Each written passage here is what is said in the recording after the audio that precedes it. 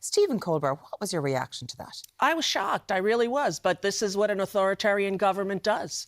This is what they do. They try to silence the artists. They try to silence the truth tellers. They took all of these amazing pundits off the television, Terry Moran, Jim Acosta. And, you know, once ABC and CBS gave in to the bribery, gave in to the blackmail that Trump threatened them with lawsuits that were bogus, and they gave him millions of dollars. As soon as that happened, they're done as a media company. I suppose for context here, in case people don't know, there was basically a proposed merger, really, involving Paramount, the parent company of CBS. Yes.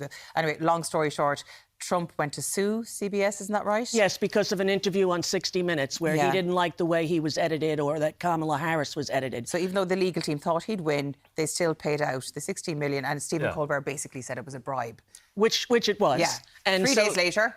Yes, because that's what he has the power now to demand that people lose their jobs, to call out private citizens like myself or like Bruce Springsteen, who spoke out very eloquently about him as well. And this is what they do. They try to silence people, and they put the fear of God in everyone that they're going to lose their jobs. You've left America? Yes. Because of what's been going on? Because of him. I read Project 2025.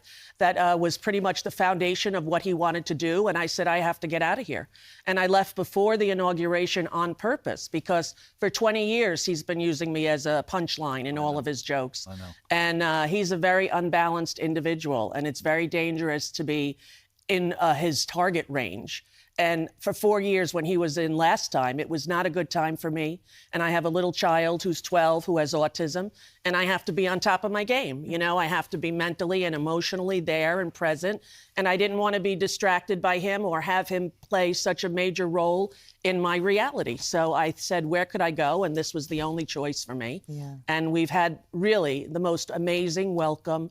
It's the most beautiful place. And my daughter said, I like it better here than America. But it's incredibly sad, though, isn't it? Because I suppose growing up, we see the Hollywood movies, we've the presidents coming over here, etc. And I suppose the land of the free, the home of the brave, free speech is entrenched in your rights. But that has completely turned on its head.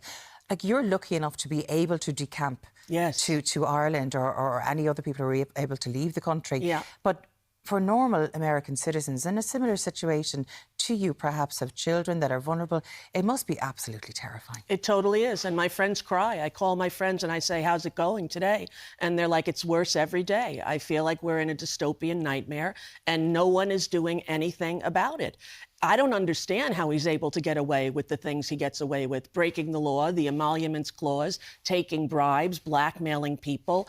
He's a criminal con man. And if you grew up in New York, as I did, you knew this your whole life. We watched his planes get repossessed off the runway at LaGuardia. We watched him try to sell steaks and cologne in a fake university, steal money from charities that his family can't even have a charity anymore in New York City, in the New York State, because they had stolen money from kids' cancer charities.